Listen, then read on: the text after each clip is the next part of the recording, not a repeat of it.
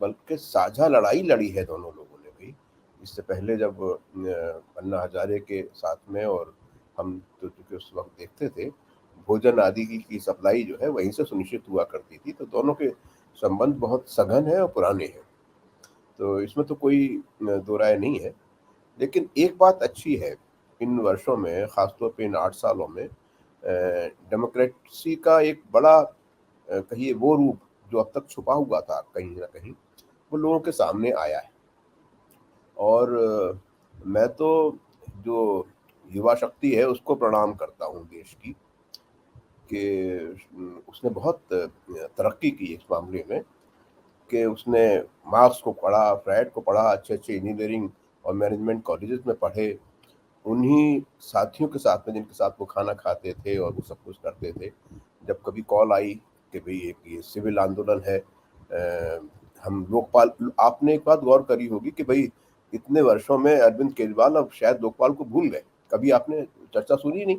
या जो भ्रष्टाचार विरोधी इसमें चीज़ें थी, जो संस्थागत बदलाव वाली बात थी कि भई हम ये सुनिश्चित करेंगे कि इतने दिनों में न्यायालय वो दे दें, पारदर्शिता लेके आएँगे इसमें, वो सब बातें तो अब कोई डिमांड हो नहीं रही है। तो ये एक बात सच्ची है, गंभीर है, और इस बहाने लोगों के सामने आ रही है। युवा शक्ति की बात मैंने इसलिए कह दी इसके साथ-साथ कि उन्होंने इसमें बहुत बढ़-चढ़ के हिस्सा लिया था। भारत के नहीं बल्कि विदेश में भी लोगों ने, जब उनको ये उम्मीद जगी कि हम ऐसे इंस्टीट्यूशनल चेंजेज़ आने वाले हैं भारत में, या उनकी माँग करी जा रही है जिसके बाद में डेमोक्रेटिक इंस्टीट्यूशंस जो है वो मजबूत हो जाएँगे। तो उसको लेके लोग नौकरियाँ छोड़ के विदेशों तक से भारत में आए और उन्होंने उस आंदोलन को समर्थन किया। भारत के बहुत सारे नौजवान यूनिवर्सिटी से वो दिल्ली में आए, उन्होंने समर्थन किया इस आंदोलन को, किस उम्मीद में किया कि भई इसमें सुधार होगा।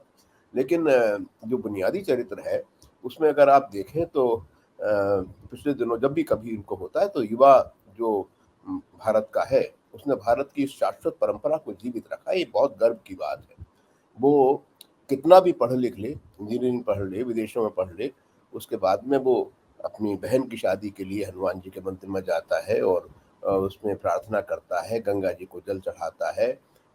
खूब सारी, और सबसे बड़ी बात ये है कि कांवड़ियों की संख्याओं में आपने देखा होगा इस समय बेतहाशा वृद्धि हुई है। तो ये धर्मनिष्ठ युवा है ना, ये धर्म केंद्रित राजनीति को बहुत शक्ति देते हैं। वो कभी सवाल वहाँ नहीं पूछते क्योंकि उनको ये अनैतिक लगता है या अधार्मिक लगता है जब आप राज्य से कोई सवाल पूछें। क्योंकि बुनियादी तौर पे तो राज्य की ज़िम्मेदारी थी कि वो रोज़गार देते, कि वो लोगों की जीवन स्तर को सुधारने की कोशिश करते। लेकिन जिनसे उम्मीद थी। और आप हमसे जुड़े रहने के लिए सब्सक्राइब करें YouTube पर, फॉलो करें ट्विटर पर और लाइक करें Facebook पर। और ज्यादा जानकारी के लिए आपको टाइप करना होगा सिर्फ न्यूज़ नशा।